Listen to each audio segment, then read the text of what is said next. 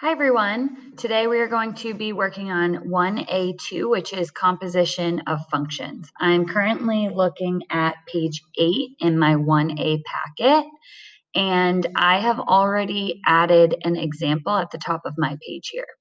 So composition of functions is an extension of evaluating functions, which you likely did in Algebra 1, but you've also done throughout your algebra career and probably in geometry as well. So up here, I wrote a function, f of x equals 2x minus 6.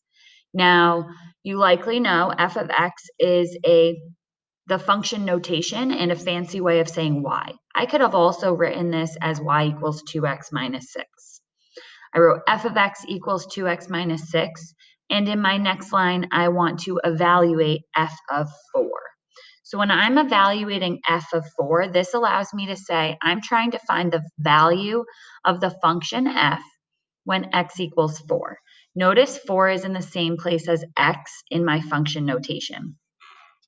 So since I'm trying to find f of 4, I want to replace x with a 4. So now instead of 2 times x minus 6, I'm doing 2 times 4 minus 6. And when I evaluate this, I'm going to be doing 2 times 4 is 8, minus 6 is 2. So that tells me that f of 4 equals 2. This also tells me that I can make a coordinate point. F of 4 tells me 4 is my x value, and since f of 4 equals 2, 2 is my y value. So this is also a coordinate point, 4, 2. So evaluating functions, you're plugging in whatever the x value is and finding out what f of that x value is. When you're doing composition, now you're doing this twice. So you have notation up here. Notation for composing functions. You have f of g of x. That's how that's read. F of g of x. You could also look at that as f parentheses g parentheses x, f of g of x. The output of the function g becomes the input of the function f. That's what we're going to be talking about today. Another example of notation, g of f of x. G of f of x. Now I'm going to highlight what I call the inner function. So the inner function is easier to see in this notation because it's the one inside the parentheses. In this one, it's just the second. Notice they're in the exact same order, f, g, x, f, g, f, x in the second one. So I personally like this notation a lot, but in math, you'll see this notation a lot more. So generally, when I do these problems, I switch it into this notation because it's easier for me to see what the inside function is. So let's get started with some examples. I'm going to keep my highlighting technique and I'm going to continuously highlight the inner function. So in example 1, part A, I'm looking for h of f of 8. F of 8 is my inner function. The first thing I need to do is find out what f of 8 is. So when I find out what f of 8 is, then I can plug it in for f of 8.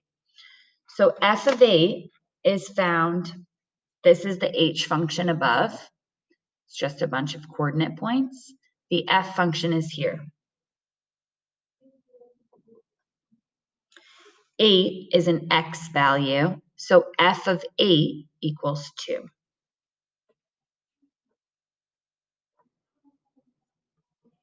So now instead of, similar to substitution, what we did in the last unit, instead of writing f of 8, now I can say I'm looking for h of 2.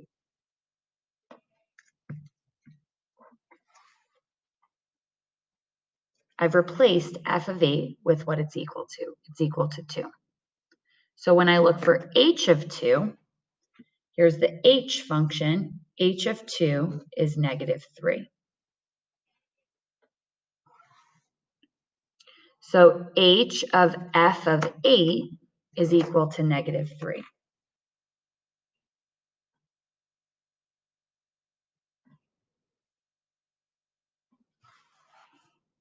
There's my final answer. Looking at part B, I'm going to rewrite this one, f of h of -1. So I'm doing f parentheses h parentheses -1. This allows me personally to see what the inner function is a little bit easier. H of -1, I go to the h function.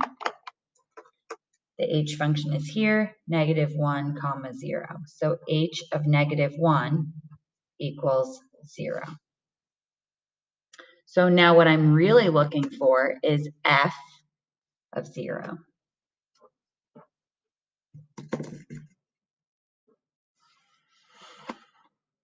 F of 0, f function 0 is 6.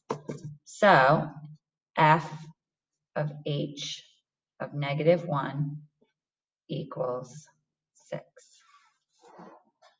First, I evaluate the inner function, take that value, plug it into the outer function, and evaluate that one. Last one for example 1, h of f of 3. So h parentheses f parentheses 3.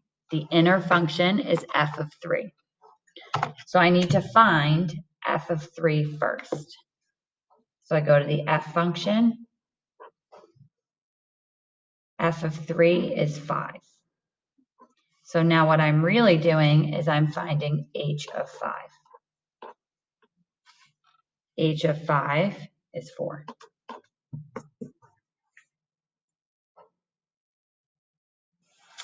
So in total, h of f of 3 equals 4.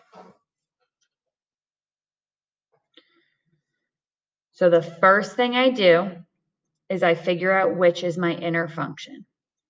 I find my inner function and I evaluate it. That's what I did first step in each of these.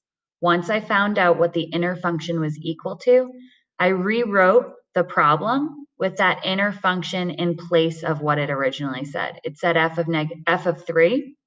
I replaced that f of 3 with 5 because that's what f of 3 equals. Then I evaluated h for 5. H of 5 is 4.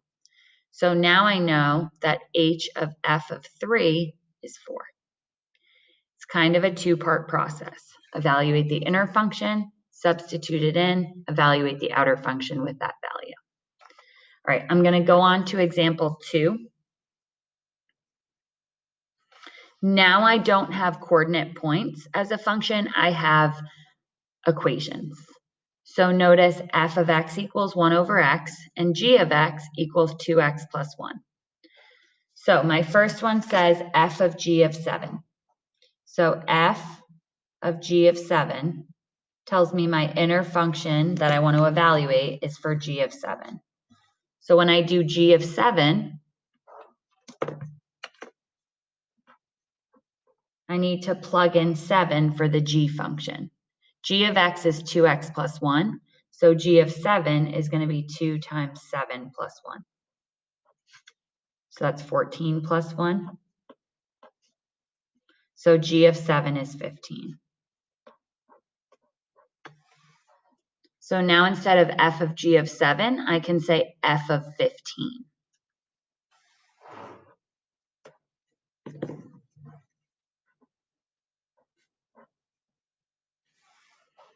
The f function is 1 over x. So f of 15 is 1 over 15.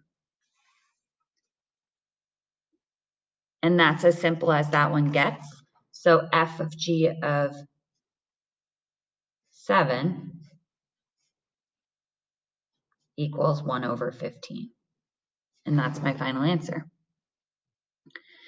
The next two don't have numbers in them, they just have x's. So this is a little bit different.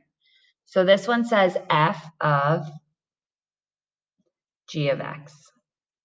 So what this one tells you is that you're going to plug in the function g of x into the f function. So I'm still going to replace g of x with what it's equal to. G of x is equal to 2x plus 1. So instead of f of g of x, I'm going to write f of 2x plus 1. That's coming directly from what g of x is equal to. In the last one, we had to find out what g of 7 was equal to. I had defined that g of 7 equals 15. In this one, g of x is in there, and it tells me g of x equals 2x plus 1. So I'm plugging in 2x plus 1 into the f function. So f of 2x plus 1 equals, now I'm going to, wherever the x is, I'm plugging in 2x plus 1. So it's 1 over 2x plus 1. That's as simple as that gets. I can't simplify it. So f of g of x equals 1 over 2x plus 1.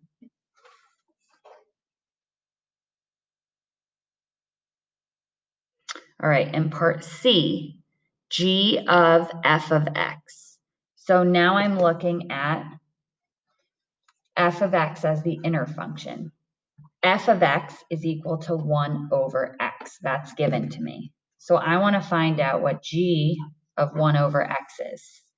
F of x is the same thing as 1 over x. That was given here. G of 1 over x, I'm plugging in 1 over x into the x's in the g function. So g of x is 2x plus 1. G of 1 over x is 2 times 1 over x plus 1. Instead of g of x equals 2x plus 1, g of 1 over x equals 2 times 1 over x plus 1. So this tells me g of f of x equals, I can simplify this to say 2 over x, but then plus 1. Or you could just leave it like this. So that's your first intro to composition of functions. I find or I recognize what the inner function is equal to, and I plug that into the outer function, taking two functions and creating one from it.